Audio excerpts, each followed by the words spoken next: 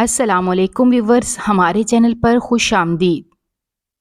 کاش وہ عورت یا اس کی بیٹی مجھے مل جائے تو میں اسے موت سے بدتر سزا دوں گا۔ وہ آفس میں بیٹھا کرب سے کہہ رہا تھا۔ سالوں پہلے اس کے باپ نے دوسری شادی کی سی۔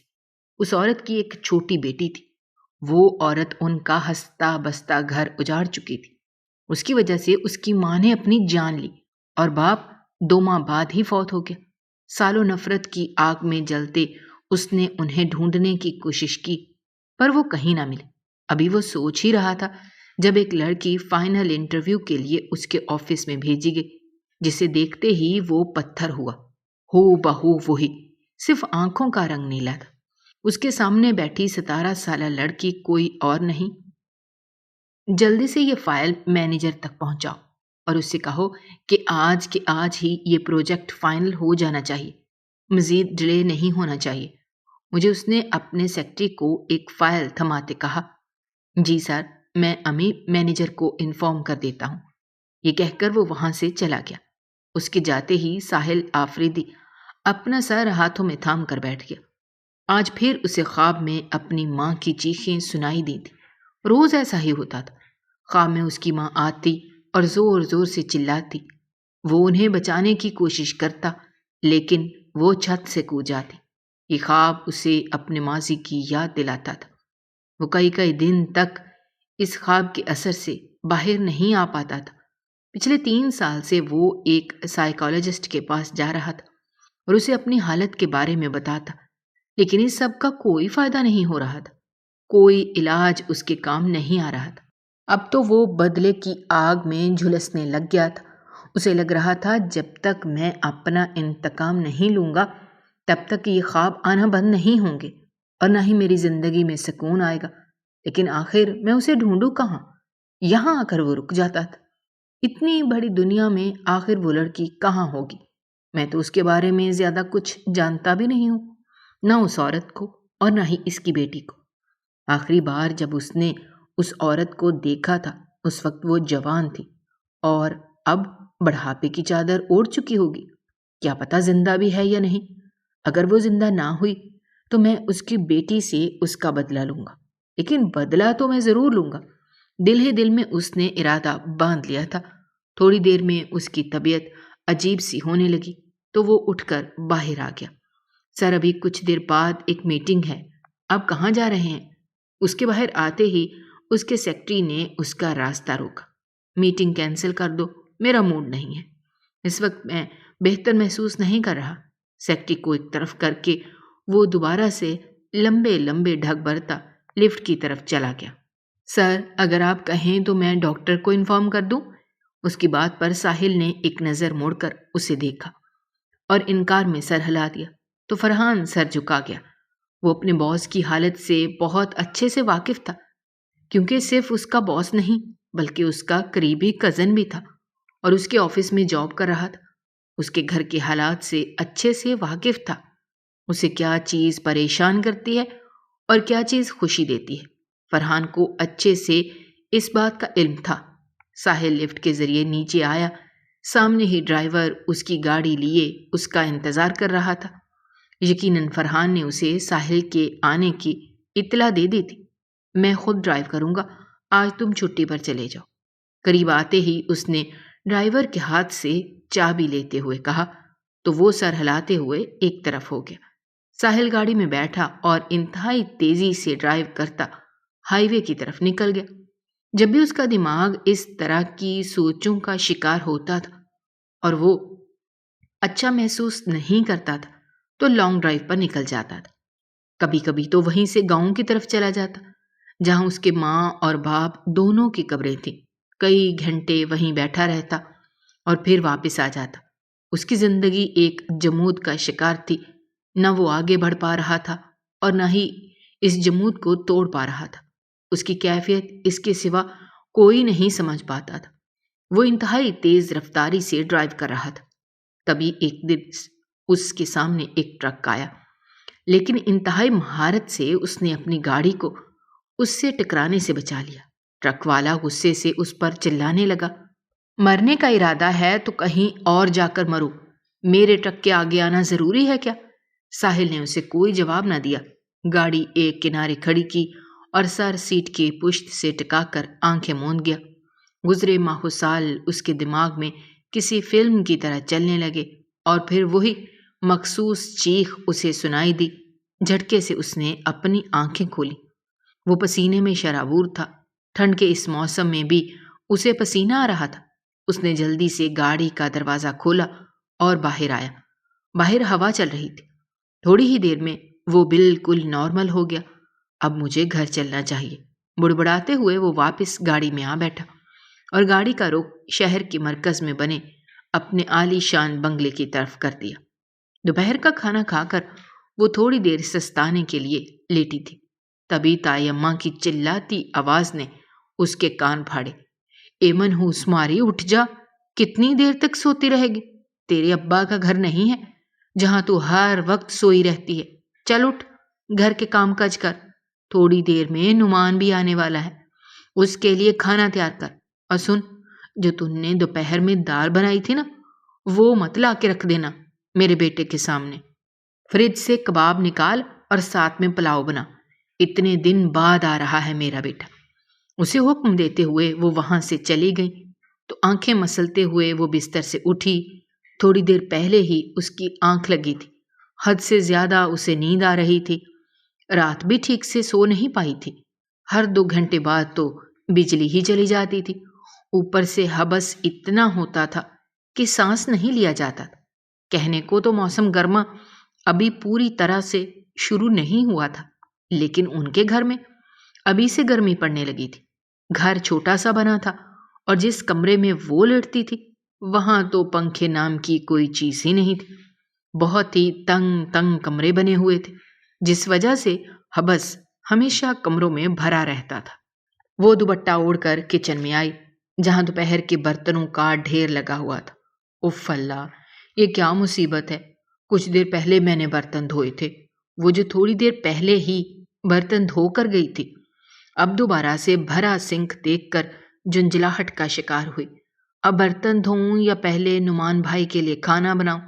ایسا کرتی ہوں کہ پہلے برتن ہی دھو دیتی ہوں، ورنہ تائی دوبارہ سے میرے سر پر آ کر کھڑی ہو جائیں گی۔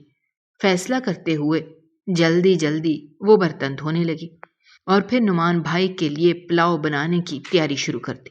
انہوں نے 5 بجے تک آ جانا تھا، اس وقت 3:30 ہو رہے تھے۔ وہ جلدی جلدی ہاتھ چلا رہی تھی۔ ویسے تو ایک بندے کا کھانا تھا، لیکن وہ اچھے سے جانتی تھی جب کھانا لگے گا تو پورا ٹبر آ کر ٹوٹ پڑے گا، اس لیے نہ چاہتے ہوئے بھی اسے مقدار زیادہ رکھنی پڑی۔ کھانا بنا کر فارغ ہوتے ہی اس نے کباب نکال کر فرائی کیے اور تائی کو اطلاع دے کر اپنے کمرے میں واپس آ گئی۔ لیکن تائی اماں اسے کہاں آرام کرنے دے سکتی تھی، اس لیے جیسے ہی وہ کمرے میں آئی فوراً سے اسے آواز دے کر دوبارہ بلا لیا۔ لڑکی، کیا تم کام چوری کرتی رہی ہو؟ چٹنی کون بنائے گا؟ جلدی سے ناریل کی چٹنی تیار کرو، میرے بیٹے کو بہت پسند ہے۔ ایک نئے آرڈر پر اس کا دماغ خراب ہو گیا، ویسے ہی سر درد سے پھٹا جا رہا تھا۔ اوپر سے تائی اماں کو انکار کرنے کا مطلب تھا اپنی شامت آپ بلا لینا، اس لیے صبر کا گھونٹ پیتے اس نے جلدی سے ناریل کی چٹنی بنانا شروع کی۔ تھوڑی ہی دیر میں باہر کا دروازہ بجا، یقیناً نعمان بھائی آ گئے ہوں گے۔ اس کا اندازہ درست ثابت ہوا۔ تائی اماں نعمان بھائی کو لاؤنج میں ہی لے آئیں اور وہیں سے در فشاں کو آواز دے کر بلانے لگی۔ اے لڑکی، جلدی سے ٹھنڈا ٹھنڈا شربت بنا کر لا میرے بیٹے کے لیے۔ ان کے کہنے پر اس نے چٹنی کا سامان ایک طرف رکھا اور جلدی سے فریج سے املی کا پلپ نکال کر شربت بنانے لگی۔ تھوڑی دیر میں گلاس میں شربت ڈال کر وہ باہر آئی۔ ٹرے احتیاط سے نعمان بھائی کے سامنے رکھی اور ٹیبل پر رکھ دی۔ نعمان بھائی نے گہری نظر اس کے سراپے پر ڈالی جو ہمیشہ کی طرح بڑے سے دوپٹے کو اپنے گرد لپیٹے، بالوں کی چٹیاں بنائے سادہ سے لباس میں ملبوس تھی۔ ان کی نظروں کی تپش درفشاں نے اپنے چہرے پر محسوس کی تو فوراً سے کچن میں چلی آئی۔ اسے نعمان بھائی کبھی بھی اچھے نہیں لگتے تھے، جب بھی آتے تھے اسے عجیب نظروں سے گھورتے تھے، اس لیے وہ ان کے سامنے کم کم ہی آتی تھی۔ کھانا لگا کر اس نے تائی اماں کو اطلاع دے دی اور دوبارہ اپنے کمرے میں آ گئی۔ چھوٹا سا گھر تھا اور ایک ہی گھر میں رہتے اس کا سامنا تو نعمان بھائی سے بار بار ہونا ہی تھا۔ وہ اس بات سے اچھے سے واقف تھے، لیکن جتنی دیر ہو سکتا تھا وہ ان کی نظروں سے دور رہنا ہی پسند کرتی تھی۔ وہ ایسے دیکھتے تھے جیسے نظروں سے چھید کر دیں گے، اور تائی اماں اپنے بیٹے کی حرکتوں سے بہت اچھے سے واقف تھیں، لیکن اس کے باوجود ان کے نزدیک اپنا بیٹا کسی فرشتے سے کم نہیں تھا۔ جب بھی نعمان بھائی آتے تھے، تائی اماں اسے کسی نہ کسی کام میں مصروف رکھتی تھیں، اپنے بیٹے کی خاطر مدارت کراتی رہتی تھیں۔ عام طور پر تو وہ کہتی تھی، گھر میں کھانے کو کچھ نہیں ہے، ہم بہت ہی غریب ہیں، لیکن نہ جانے نعمان بھائی کے آتے ہی ان کے خفیہ خزانوں کے منہ کیسے کھل جاتے تھے۔ تائی اماں کے 6 بچے تھے، 2 بیٹیوں کی تو شادی ہو چکی تھی۔ نعمان بھائی سب سے بڑے تھے، لیکن تائی اماں نے اب تک ان کی شادی نہیں کی تھی۔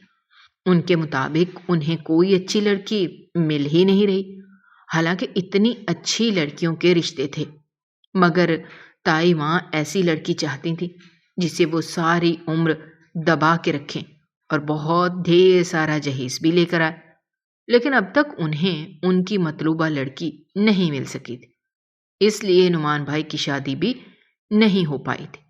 نعمان بھائی دوسرے شہر میں نوکری کرتے تھے اور مہینے بعد ہی گھر کا چکر لگاتے۔ تائی اماں کے 2 بیٹے اور 1 بیٹی اور بھی تھی، جو کہ تائی اماں کی طرح ہی بدتمیز اور ہڈ حرام تھی، کبھی بھی کوئی کام نہیں کرتی تھی، بس درے فشاں کو مفت کی ملازمہ سمجھ کر اس پر حکم چلاتی رہتی تھی۔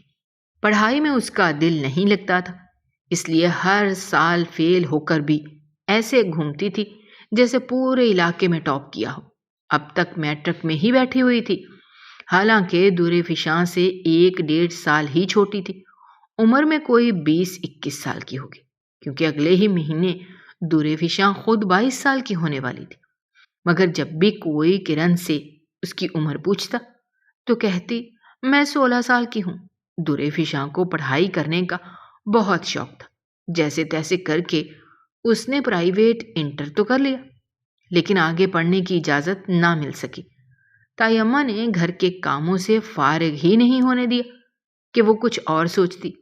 جب سے اس کی ماں کی وفات ہوئی تھی، تب سے اس کی زندگی اور تنگ ہو گئی تھی۔ درے فشاں کی ماں کے بارے میں بہت سے لوگ طرح طرح کی باتیں کرتے تھے، خاص طور پر اس کی تائی اماں تو کہتی تھی کہ تمہاری ماں تو بہت ہی آوارہ قسم کی تھی، اس نے ہمیں کہیں بھی منہ دکھانے کے لائق نہیں چھوڑا۔ رات کو تایا ابا گھر آئے تو تائی اماں نے درے فشاں کے سامنے کھڑا کر کے اس کی جھوٹی شکایتیں لگانا شروع کر دی۔ دیکھیں رضوان صاحب، میرا بیٹا اتنے عرصے بعد گھر آیا ہے، اس لڑکی کو میں نے صرف اتنا کہا کہ اس کے لیے اچھا سا کھانا بنا دو، مگر اس نے آگے سے مجھے جواب دے دیا اور منہ سر لپیٹ کر لیٹ گئی۔ سارا کام مجھے اور کرن کو ہی کرنا پڑا۔ انہوں نے اپنی چھوٹی بیٹی کا حوالہ دیا۔ ان کے ایسے صاف جھوٹ پر درے فشاں کی آنکھیں پھٹی کی پھٹی رہ گئیں، لیکن وہ جانتی تھی کہ اگر وہ آگے سے اپنی صفائی دے گی تو بھی تایا ابا نے تو تائی اماں کی بات پر ہی یقین کرنا ہے۔ اس سب کا کوئی فائدہ ہی نہیں تھا۔ تایا ابا نے اسے خوب باتیں سنائیں اور کہا تمہاری ماں نے جو کالک ہمارے چہروں پر ملی تھی، اس کے بعد تم کون سی کسر پورا کرنا چاہتی ہو؟ جو تمہاری تائی کہے تمہیں وہی کرنا ہے۔ یہ کہہ کر انہوں نے بات ہی ختم کر دی۔ درے فشاں آنسو پیتی اندر اپنے کمرے میں آ کر بیٹھ گئی۔ ماں کا تانا تو اسے ہر دوسرے تیسرے دن سننا پڑتا تھا۔ اس گھر میں ہمیشہ سے اس کے ساتھ ناانصافی ہی ہوتی آئی تھی۔ ابھی بیٹھی وہ آنسو بہا ہی رہی تھی، تبھی دروازہ کھلنے کی آواز سنائی دی۔ آخر اتنی رات کو یہاں پر کون ہے؟ اسے لگا شاید کرن آئی ہوگی، لیکن دروازے پر نعمان بھائی کو دیکھ کر اس نے جھٹ سے اپنا دوپٹہ اٹھایا اور اچھے سے اوڑھ لیا۔ نعمان بھائی کیا ہوا؟ کوئی کام تھا کیا؟ اگر آپ کو کچھ چاہیے تو تائی اماں سے کہہ دیں، اس نے نظریں جھکائے کہا۔ ہاں چاہیے تو بہت کچھ، لیکن اماں سے نہیں۔ انہوں نے معنی خیزی سے اس کی طرف دیکھتے ہوئے کہا۔ اس کا دل کیا کہ زمین پھٹے اور وہ اس میں سما جائے۔ دیکھیں ابھی رات بہت ہو گئی ہے، آپ یہاں سے چلے جائیں۔ اگر ارے میں کیوں جاؤں؟ تم تو مجھ سے ٹھیک سے ملی بھی نہیں ہو، نہ تم نے مجھ سے میرا حال چال پوچھا، آخر اتنی ناراضگی کس بات کی؟ وہ زبردستی اس کا ہاتھ پکڑ کر بولے۔ پلیز میرا ہاتھ چھوڑیں ورنہ میں چلا کے سب کو بلا لوں گی۔ اس نے نعمان بھائی کو خوفزدہ کرنے کی کوشش کی، لیکن وہ آگے سے ہنسنے لگے۔ ارے یہ میرا ہی گھر ہے، کسے بلاؤ گی؟ کون تمہارا یقین کرے گا؟ چپ چاپ میری بات مان لو، مجھے خوش کرو گی تو میں بھی تمہیں خوش کر دوں گا۔ وہ بہت ہی گھٹیا بات کر رہے تھے۔ دریفشا نے ایک دم انہیں دھکا دیا اور کمرے کا دروازہ بند کر لیا۔ اس کا دل بہت ہی تیزی سے دھڑک رہا تھا۔ یہاں رہنا ہر گزرتے دن کے ساتھ مصیبت بنتا جا رہا تھا۔ شکر ہے کبھی کبھی ہی آتے ہیں، اگر وہ یہیں پر ہوتے تو میرا تو جینا حرام ہو چکا ہوتا۔ دل ہی دل میں سوچتی وہ رونے لگی۔ نعمان بھائی 3 دن رک کر چلے گئے۔ ان کے جاتے ہی اس نے سکون کا سانس لیا، مگر پھر ایک دن اچانک سے تایا ابا کا ایکسیڈنٹ ہو گیا۔ وہ موقع پر ہی جاں بحق ہو گئے۔ گھر پہ گویا ایک قیامت ٹوٹ پڑی۔ تائی اماں کا رو رو کر برا حال تھا۔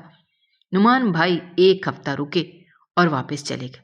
پھر تائی اماں نے ایک دن انہیں فون کیا اور کہا گھر کے لیے خرچہ بھیج دو، اب تمہارے ابا بھی نہیں رہے جو خرچہ اٹھائیں۔ مگر دوسری طرف سے اپنے بیٹے کی بات سنتے ہی وہ صدمے کا شکار ہو گئے۔ نعمان بھائی نے وہاں ایک لڑکی سے شادی کر لی تھی اور اس بات کو وہ سب سے چھپا رہے تھے۔ تائی اماں نے انہیں خوب باتیں سنا کر فون بند کر دیا اور پھر دریفشاں سے کہا تم کوئی نوکری کرو اور خرچہ اٹھاؤ۔ ناچار اسے کام ڈھونڈنا پڑا۔ 1 مہینہ جوتیاں گھسانے کے بعد اسے ایک جگہ سے امید مل گئی۔ وہاں آفس میں ایک ہیلپر کی ضرورت تھی۔ جب وہ فائنل انٹرویو کے لیے بلائی گئی تو حد سے زیادہ خوش تھی۔ سر فائنل انٹرویو کے لیے ایک لڑکی کو سلیکٹ کیا ہے، آپ کہیں تو میں بھیج دوں؟ فرحان پروفیشنل انداز میں ساحل کو مخاطب کرتے ہوئے کہا تو ساحل نے ہاں میں سر ہلا دیا۔ گر تھوڑی دیر بعد فرحان کے ساتھ جو لڑکی اندر داخل ہوئی اسے دیکھتے ہی وہ ٹھٹک گیا۔ ہو بہو یہ وہی تھی، بس آنکھوں کا رنگ نیلا تھا، ورنہ پوری طرح اپنی ماں پر گئی تھی۔ وہ یکٹک اس لڑکی کو دیکھ رہا تھا۔ اسے یقین نہیں آ رہا تھا کہ وہ اسے بیٹھے بٹھائے یوں بھی مل سکتی ہے۔ اس کی تلاش میں اس نے کہاں کہاں کی خاک نہیں چھانی تھی۔ ایک دم سے اس کے چہرے کے تاثرات بدل گئے اور چہرے پر سختی در آئی، لیکن وہ اتنی جلدی خود کو اس پر ظاہر نہیں ہونے دے سکتا تھا، اس لیے فوراً سے خود کو کنٹرول کیا اور اپنے سیکرٹری فرحان کی طرف دیکھتے ہوئے بولا ان کی جاب کنفرم کر دو اور سارا کام بھی سمجھا دو۔ یہ کہہ کر وہ وہاں سے اٹھ کر باہر نکل گیا۔ اس کا چہرہ ضبط کی وجہ سے سرخ پڑا تھا۔ فرحان نے بہت ہی باریک بینی سے اس کا جائزہ لیا۔ کچھ تو ایسا تھا جو اس کی نگاہوں سے اوجھل تھا، مگر فی الحال اسے دریفشاں کو کام سمجھانا تھا۔ اسے جاب کانٹریکٹ سائن کروا کر تمام ضروری ہدایات دے کر وہ فوراً سے ساحل کی تلاش میں نکل پڑا، لیکن ساحل اسے کہیں نہیں مل رہا تھا۔ پھر فرحان نے اسے کال کی۔ تیسری بیل پر ساحل نے فون اٹھا لیا۔ ساحل بھائی آپ کہاں ہیں؟ آپ سے بات کرنی ہے۔ کیوں، کیا بات کرنی ہے؟ اگر میٹنگ کی بات ہے تو میں تھوڑی دیر میں پہنچ جاؤں گا۔ نہیں کوئی اور بات ہے، آپ جلدی سے آفس آئیں یا مجھے اپنی لوکیشن بھیجیں۔ دیکھو فرحان، مجھے اس بارے میں ابھی کوئی بات نہیں کرنی، میں بعد میں تمہیں سب کچھ بتا دوں گا۔ ساحل سمجھ گیا تھا کہ وہ کس بارے میں بات کرنا چاہتا ہے، اس لیے بنا اسے کچھ کہنے کا موقع دیے اس نے کال کٹ کر دی۔ اسے اپنی آنکھوں پر یقین نہیں ہو رہا تھا کہ آج اتنے سالوں بعد وہ اس لڑکی سے مل گیا ہے۔ اب تمہاری خیر نہیں دریفشاں، دیکھنا میں تمہیں پل پل کیسے تڑپاتا ہوں۔ تصور میں اس کا چہرہ لا کر وہ اس سے مخاطب ہوا۔ دریفشاں کو وہاں کام کرتے ابھی 3 دن ہی ہوئے تھے۔ ایک بات جو اس نے نوٹ کی تھی وہ تھی ساحل خان کا رویہ، جو اسے دیکھتے ہی فوراً سے بدل جاتا تھا۔ عجیب سی بے رخی آ جاتی تھی اس کے رویے میں، لیکن دریفشا کو یہاں کام کرنا ہی تھا کیونکہ اس کی مجبوری تھی۔ پورا مہینہ یوں ہی گزر گیا۔ ساحل خان ایک بار بھی اس سے مخاطب نہ ہوا۔ ہر میٹنگ کے دوران جب بھی وہ فائلز وغیرہ لے کر پہنچتی تو وہ کسی نہ کسی بات کو لے کر اس کی بے عزتی کرتا تھا۔ آفس میں موجود لوگوں کو بھی ساحل کا دریفشاں سے یہ رویہ کھٹک رہا تھا۔ کئی بار فرحان نے اسے سمجھانے کی کوشش کی، لیکن ساحل اسے بھی ڈانٹ دیتا۔ جب اسے پہلی تنخواہ ملی تو تائی اماں نے ساری تنخواہ اس سے چھین لی۔ وہ اس بات پر احتجاج بھی نہ کر سکی۔ وہ اسے اس کے خرچے کے لیے بھی پیسے نہ دیتی۔ ایک دن شام کو جب آفس ٹائم ختم ہوا تو ساحل نے گاڑی میں اس کا پیچھا کرنا شروع کر دیا۔ وہ جاننا چاہتا تھا کہ وہ کہاں رہتی ہے، حالانکہ اس کی سی وی پر اس کا ایڈریس وغیرہ لکھا ہوا تھا، لیکن پھر بھی وہ ایک بار تصدیق کرنا چاہتا تھا اور اس کی ماں کو بھی دیکھنا چاہتا تھا، جنہوں نے اس کی زندگی تباہ و برباد کر دی تھی۔ وہ اس کا پیچھا کرتے گلی کے کونے میں کھڑا ہو گیا۔ جیسے ہی اس نے گھر کا دروازہ بجایا، ایک عورت نے آ کے دروازہ کھولا، لیکن وہ عورت بالکل بھی اس کی ماں کی طرح نہیں تھی، وہ تو کوئی اور ہی تھی۔ اس نے فرحان سے اس کی تمام ڈیٹیلز نکلوانے کو کہا۔ تب اسے پتا چلا کہ وہ اپنے تایا ابا کے گھر پر رہتی ہے۔ دراصل دریفشاں کی ماں نے 2 شادیاں کی تھی۔ جب دریفشاں پیدا ہوئی تو اس وقت ساحل کی عمر 5 سال تھی۔ ساحل کے ماں باپ ایک دوسرے کے ساتھ بہت خوش تھے۔ یہ سب اسے خاندان والوں نے ہی بتایا تھا، لیکن ایک دن اچانک سے اس کے ابا نے دریفشاں کی ماں سے شادی کی اور انہیں اپنے گھر لے آئے۔ کیونکہ دریفشاں کے باپ کا انتقال ہو چکا تھا اور اس کی ماں اس کے ابا کے ایک قریبی مرحوم دوست کی بیوہ بہن تھی، وہ ہمدردی میں ان سے شادی کر کے انہیں گھر لے آئے۔ لیکن ساحل کی ماں اور دریفشاں کی ماں کے بیچ کبھی بھی نہیں بنی۔ خاندان والوں کے مطابق ساحل کی ماں نے دریفشاں کی ماں کی حرکتوں سے تنگ آ کر اپنی جان اپنے ہاتھوں سے لے لی، کیونکہ وہ ان سے ان کا بچہ اور شوہر چھیننے کا ارادہ رکھتی تھی۔ ساحل نے اپنی ماں کا جنازہ اپنی آنکھوں سے دیکھا تھا اور اس کے 2 ماہ بعد ہی اس کے ابا بھی اس دنیا سے چلے گئے۔ اس دن سے ساحل کو دریفشاں اور اس کی ماں سے نفرت ہو گئی۔ بعد میں اس کی ماں کہاں گئی کوئی نہیں جانتا تھا۔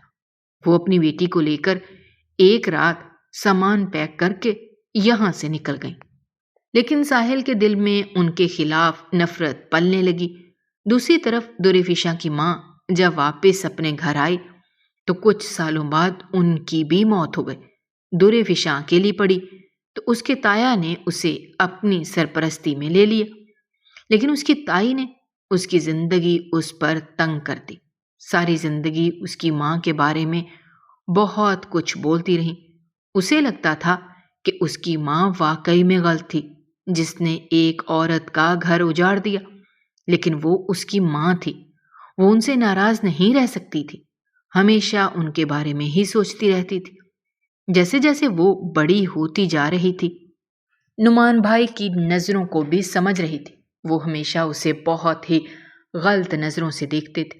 اب جب کہ اس کی شادی کی عمر ہو رہی تھی، تائی اماں اس کی شادی نہیں کرنا چاہتی تھی۔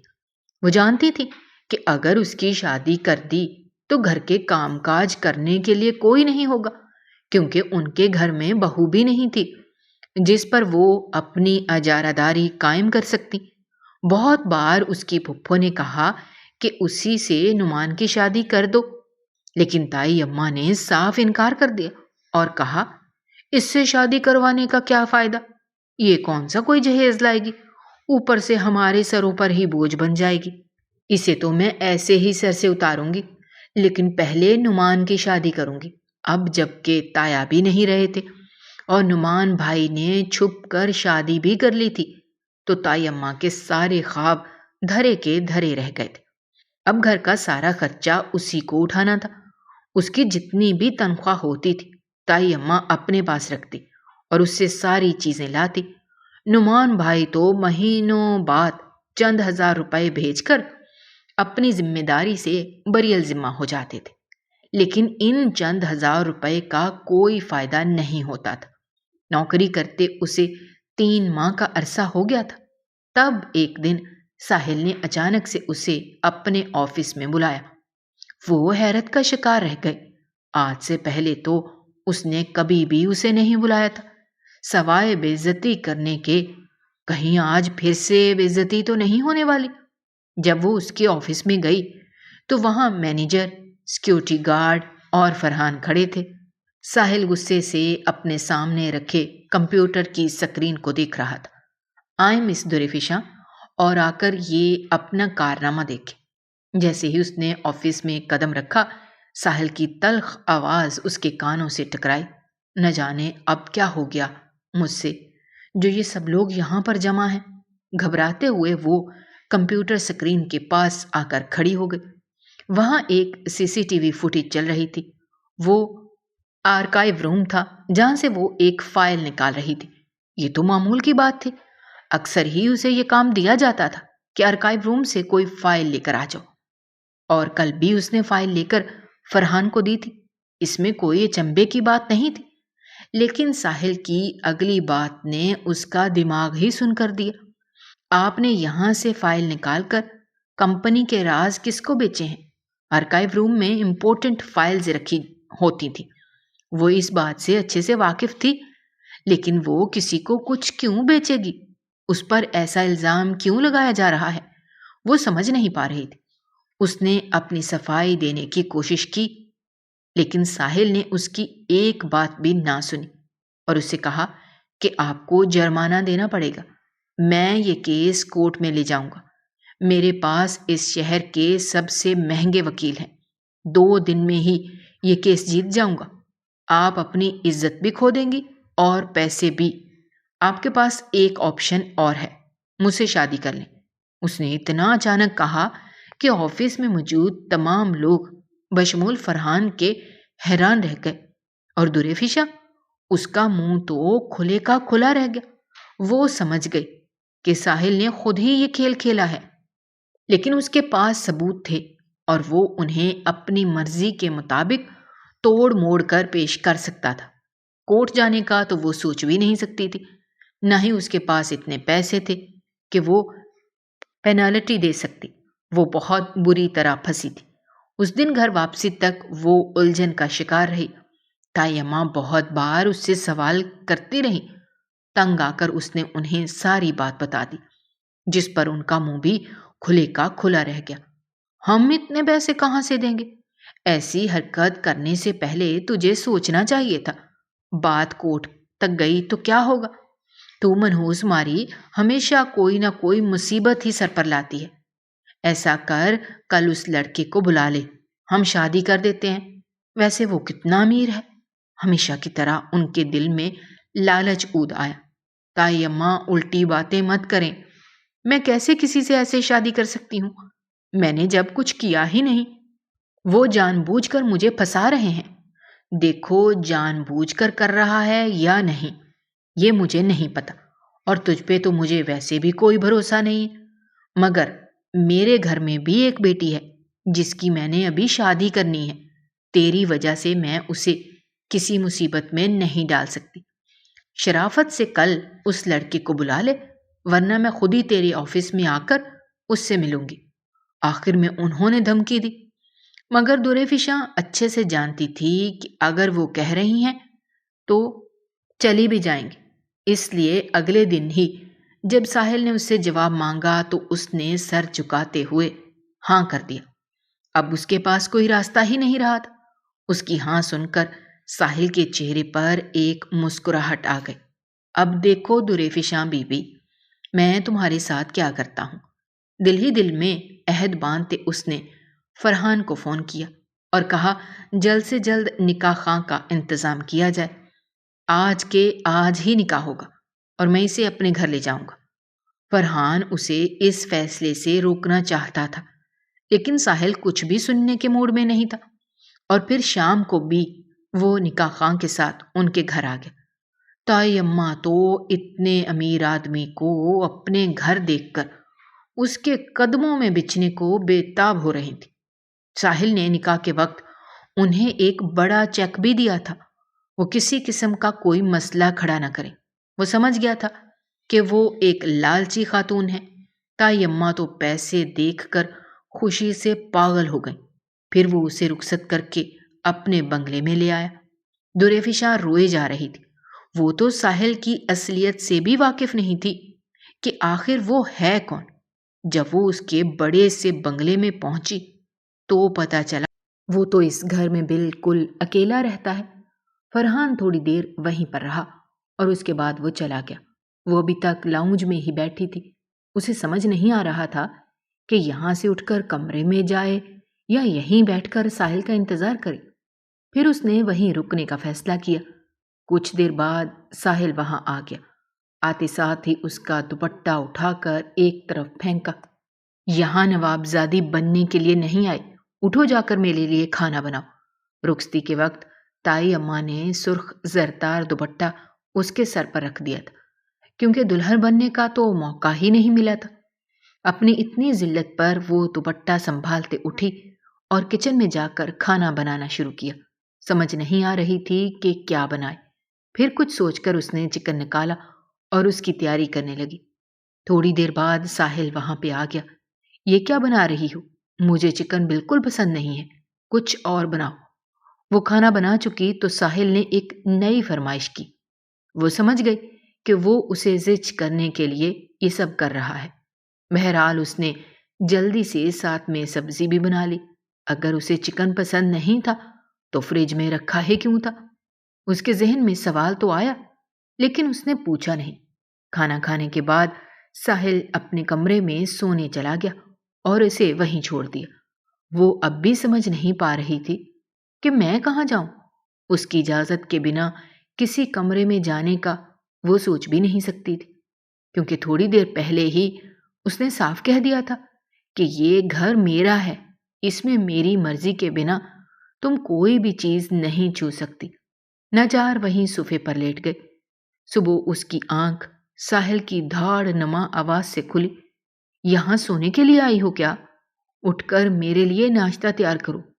وہ بنا منہ ہاتھ دھوئے کچن میں آئی اور اس کے لیے ناشتہ بنانے لگی۔ اسے اپنی قسمت پر رونا آ رہا تھا۔ ایسی ہی زندگی تائی اماں کے گھر گزار رہی تھی اور ایسی ہی شادی کے بعد۔ کوئی فرق نہیں پڑا تھا۔ وہ جو ہمیشہ سوچتی تھی کہ شادی کے بعد اس کی زندگی بدل جائے گی، لیکن یہاں تو اور مشکلات کا شکار ہو رہی تھی۔ ساحل ہر چیز میں نقص نکالتا اور بار بار اسے پریشان کرتا۔ اگلے دن ہی تائی اماں ملنے کے لیے آ گئی۔ پتہ نہیں وہ یہاں کیا لینے آئی تھی، لیکن جیسے ہی ساحل نے انہیں دیکھا تو دروازے سے ہی واپس بھجوا دیا اور کہا، اب سے دریفشاں سے آپ کا کوئی لینا دینا نہیں ہے۔ یہ کہہ کر اس نے دروازہ ان کے منہ پر بند کر دیا اور اوپر جاتے جاتے مڑا، اب تمہیں صوفے پہ سونے کی ضرورت نہیں ہے، اور آخر میں ایک اسٹور روم بنا ہے، وہیں جا کر سو جانا۔ اس کے علاوہ دوسرے کسی کمرے میں جانے کی کوشش بھی مت کرنا۔ جب میں آفس سے واپس آؤں تو پورا گھر مجھے صاف ستھرا چاہیے۔ حکم سنا کر وہ چلا گیا۔ کھانا بنا کر دریفشاں اس کونے والے کمرے میں آئی تو دیکھا وہ اسٹور نما کمرہ دھول مٹی سے بھرا ہوا تھا۔ اس نے جلدی جلدی ساری صفائی وغیرہ کی۔ صفائی کرتے اسے شام ہو گئی۔ اس دوران ساحل نے کھانا بھی کھا لیا تھا۔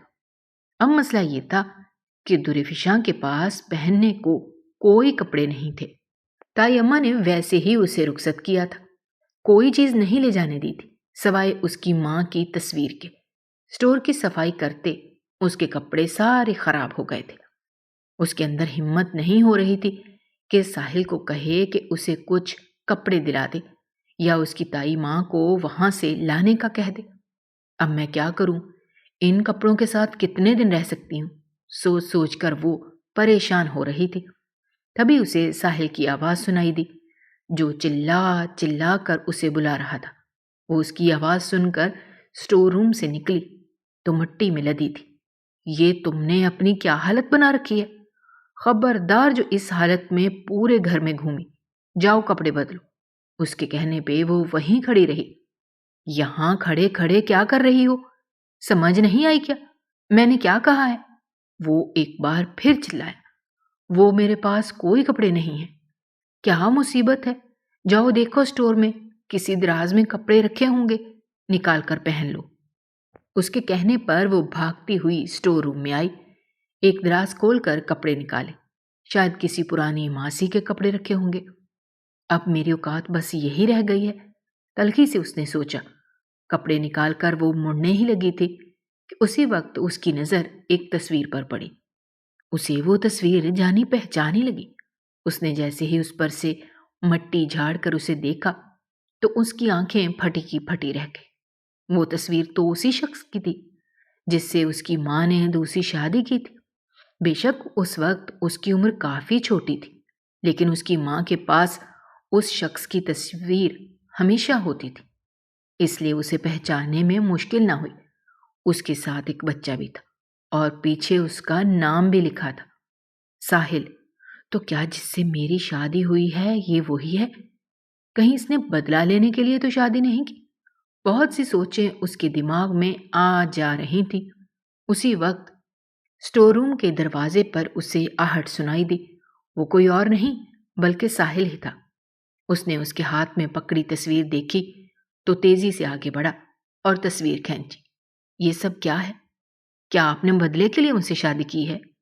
وہ آنکھوں میں آنسو لیے سوال کر رہی تھی۔ ہاں، میں نے بدلے کے لیے ہی شادی کی ہے۔ میں تمہیں پھنسانے کا موقع دیکھ رہا تھا اور مجھے ایک بہت اچھا موقع مل گیا۔ بگاڑ لو جو تم میرا بگاڑ سکتی ہو۔ اب تمہیں ساری زندگی میری قید میں رہنا پڑے گا۔ یہ کہتے اس کا لہجہ کسی بھی طرح کے جذبے سے آ رہی تھا۔ اچھا، آج کھانا بنا لو، میری پھوپھو آ رہی ہیں۔ ساحل نے آفس سے واپس آتے ہی اسے حکم دیا تو وہ سر ہلا کر کچن میں چلے آئے اور ایک دعوت کا انتظام کر لیا۔ کئی قسم کی ڈشز بنا کر وہ واپس اپنے اسٹور روم میں آ کر بیٹھ گئے۔ تھوڑی دیر بعد ساحل وہاں آیا اور اسے کچھ کپڑے پکڑائے۔ یہ پہن لو اور خبردار جو پھپھو کے سامنے تم نے اپنا منہ کھولا، انہیں ہماری جھوٹی شادی کے بارے میں نہیں پتہ چلنا چاہیے۔ اسے وارن کرتا وہ وہاں سے چلا گیا۔ رات کو 9 بجے کے قریب اس کی پھپھو آ گئی۔ آتے ہی درے فشاں کو گلے لگایا۔ پتہ نہیں کیسے لیکن وہ اسے پہچان گئی تھی۔ شاید وہ اپنی ماں سے اتنی ملتی تھی، جو بھی دیکھتا تھا فوراً سے پہچانتا تھا۔ 2-3 دن تک وہ وہیں پر رہیں، لیکن جانے سے پہلے انہوں نے اسے اور ساحل کو اپنے سامنے بٹھایا اور کہا، آج میں تمہیں ایک بہت ہی اہم سچائی بتانا چاہتی ہوں۔ ساحل حیران ہوا کہ وہ کیا بات کرنا چاہتی ہیں۔ درے فشاں بھی نہیں سمجھ پا رہی تھی۔ پھر انہوں نے بولنا شروع کیا، ساحل بیٹا، تم آج تک اپنی ماں کی موت کے بارے میں غلط ہی سوچتے آئے ہو۔ دراصل تمہاری ماں اور تمہارے باپ کے بیچ کبھی بھی رشتہ اچھا نہیں رہا تھا۔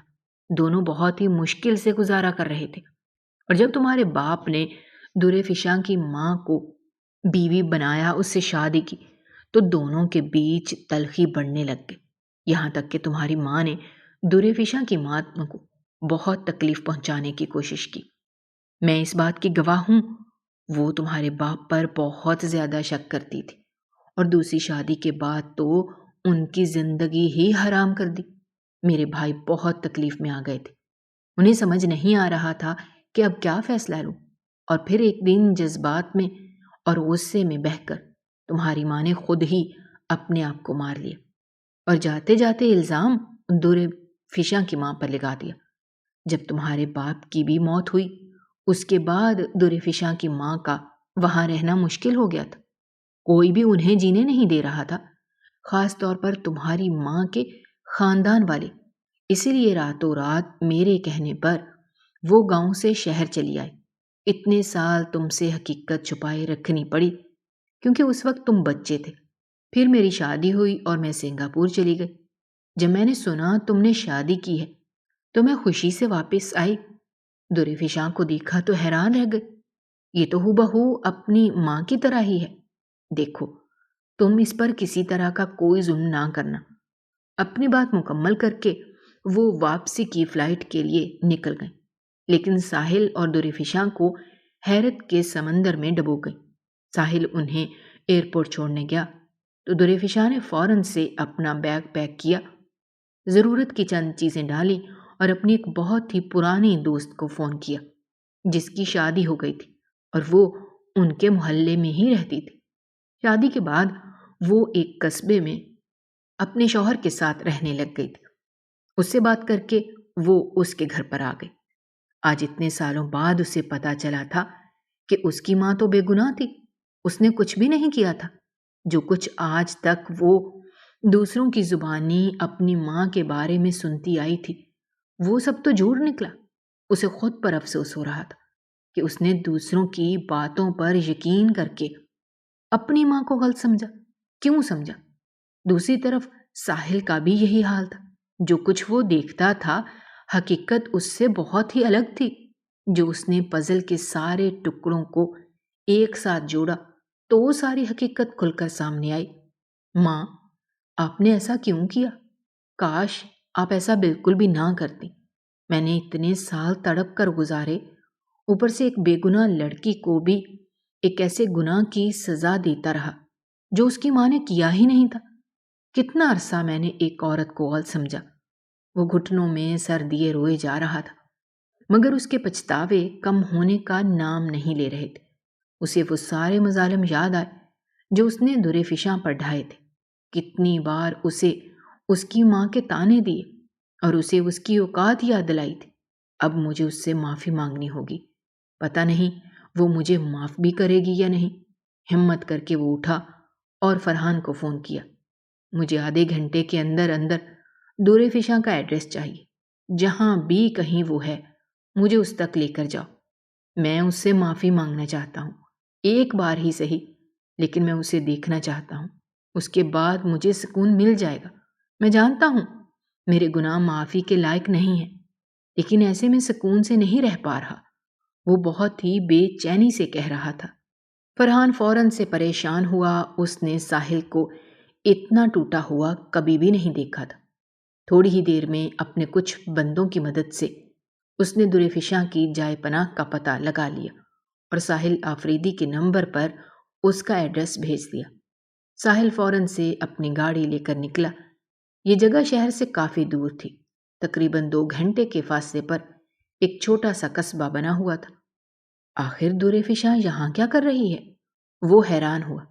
جس وقت وہ وہاں پر پہنچا تو شام کے 5 بج رہے تھے۔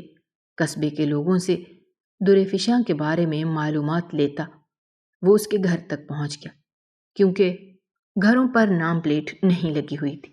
ایسے میں گھر ڈھونڈنا بہت مشکل تھا۔ وہ زور زور سے دروازہ بجانے لگا۔ یہاں بیل نام کی کوئی چیز نہیں تھی۔ کون ہے؟ اندر سے دریفشاں کی آواز آئی۔ ساحل نے آگے سے کوئی جواب نہ دیا۔ اسے ڈر تھا کہ اس کی آواز سن کر دریفشاں دروازہ کھولنے سے انکار کر دے گی۔ وہ اب اسے کھونا نہیں چاہتا تھا۔ 2-3 بار اس نے دروازہ بجایا تو دریفشاں نے دروازہ کھول دیا۔ اپنے سامنے کھڑے ساحل کو دیکھ کر وہ حیران رہ گئی، پھر خفگی سے منہ دوسری طرف کر کے بولی، یہاں کیوں آئے ہیں آپ؟ اب کیا باقی رہ گیا ہے؟ ساری کسر تو آپ نے پوری کر دی۔ پلیز دریفشاں، میری ایک بار بات سن لو، اس کے بعد جو تم کہو گی وہی ہوگا۔ صرف ایک بار مجھے کچھ کہنے کا موقع دو۔ لیکن دریفشاں نے اس کی بات بھی پوری نہیں ہونے دی اور دروازہ اس کے منہ پر بند کر دیا۔ لیکن ساحل نے ہار نہیں مانی۔ ہر دوسرے تیسرے دن آ کر وہ دریفشاں کی منتیں کرتا۔ ایک دن تھک ہار کر دریفشاں نے دروازہ کھول ہی دیا۔ شاید اب وہ خود سے لڑتے لڑتے تھک گئی تھی۔ ساحل گھر کے اندر داخل ہوا تو ہر طرف ہی اندھیرا پھیلا ہوا تھا۔ 2 کمروں کا چھوٹا سا گھر تھا اور ایک طرف کچن بنا ہوا تھا۔ تم یہاں کس کے ساتھ رہ رہی ہو؟ اور اتنی دور تمہارا جاننے والا کون ہے جس نے تمہیں یہاں گھر دلایا؟ وہ حیرت سے سوال کر رہا تھا۔ یہ میری ایک دوست کا گھر ہے، وہ کچھ دن کے لیے اپنے سسرال لاہور رہنے گئی ہے۔ جب آئے گی تو میں یہاں سے چلی جاؤں گی۔ کہاں جاؤ گی؟ تمہارے پاس کوئی ٹھکانہ ہے؟ نہیں، بے ساختہ ساحل نے پوچھا۔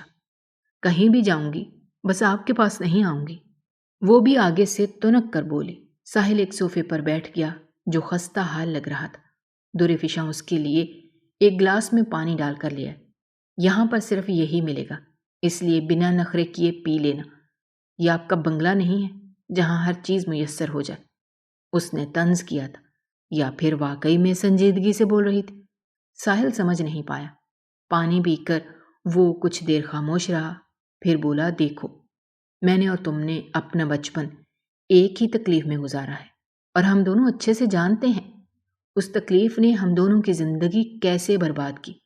میں نے تم سے بدلہ لینے کے لیے ہی شادی کی تھی.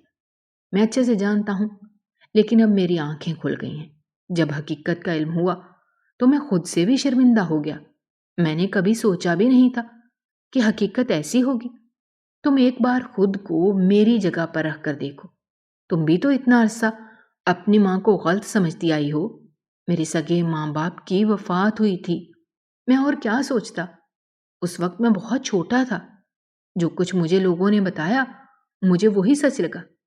یہ کہتے ہوئے سر جھکائے وہ خاموش ہو گیا. دریفشاں جو بہت ہی غور سے سن رہی تھی اس کی خاموشی پر بولی، تو پھر اب آپ مجھ سے کیا چاہتے ہیں؟ یہاں کیا لینے آئے ہیں؟ میں بھی حقیقت جان چکی ہوں اور مجھے یہ پتہ چل گیا ہے کہ میری ماں مکمل طور پر بے گناہ تھی. ساری زندگی میں اپنی ماں کے طعنے سنتی آئی اور انہیں غلط سمجھتی آئی. اب پتہ نہیں قیامت کے دن انہیں کیا منہ دکھاؤں گی. آخر میں اس کا لہجہ افسردگی سے بھرا ہوا تھا. دیکھو، کیا تم مجھے ایک موقع اور دے سکتی ہو؟ ہم ساتھ میں اپنی زندگی شروع کر سکتے ہیں اور اپنے ماضی کو ہمیشہ کے لیے بھول جائیں گے. ساحل نے امید بھری نظروں سے اس کی طرف دیکھا تو دریفشاں تلخی سے مسکرائی. ماضی کبھی نہیں بھلایا جا سکتا. یہ کبھی بھی ہمارا پیچھا نہیں چھوڑتا اور یہی سب سے کٹور سچائی ہے. آپ بے شک اس سے کتنا ہی بھاگنے کی کوشش کریں گے، ایک نہ ایک دن یہ آپ کے سامنے آ ہی جاتا ہے اور ہمارا ماضی بھی ہمارے سامنے بار بار آئے گا. کیا آپ یہ سب برداشت کر لیں گے یا ہمیشہ کی طرح مجھے ہی سزا دیں گے؟ اس کی بات پر ساحل نے تڑپ کر سر اٹھایا. دیکھو، میں نے جو کیا میں اس کے لیے تم سے معافی مانگتا ہوں، مگر وعدہ کرتا ہوں ہماری زندگی اچھی ہوگی. پلیز مجھے ایک موقع دے دو. وہ ملتجی لہجے میں بولا تو دریفشاں کچھ لمحے سوچتی رہی اور پھر ہاں میں جواب دے دیا. اس کا جواب سن کر ساحل بہت خوش ہوا اور پھر اسے ساتھ لے کر اپنے گھر چلایا. لیکن اس بار دریفشاں اس گھر میں پورے حق کے ساتھ داخل ہوئی تھی. رہی بات اس کی تائی اماں اور نعمان بھائی کی، تو اب وہ لوگ چاہ کر بھی اسے کوئی نقصان نہیں پہنچا سکتے تھے، کیونکہ اس کے سامنے ساحل کھڑا تھا جو اسے ہر طوفان سے بچانے کو تیار تھا. بعد میں تائی اماں نے بہت کوشش کی کہ کسی طرح اس سے رابطہ کر لے، کیونکہ اب وہ ساحل خان کی بیوی بن چکی تھی اور تائی اماں کسی نہ کسی طرح سے اس سے پیسے بٹورنا چاہتی تھی. لیکن دریفشاں اب ان سے پیچھا چھڑوا چکی تھی. وہ ان سب کی اصلیت سے بہت ہی اچھے سے واقف ہو گئی تھی.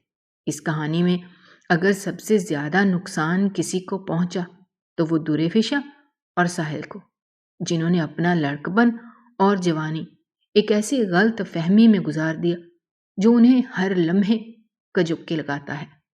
اگر آپ کو ہماری کہانیاں پسند آ رہی ہیں تو ہمارے چینل کو سبسکرائب کیجیے، ویڈیوز پر کمنٹ کیجیے اور شیئر کیجیے. شکریہ.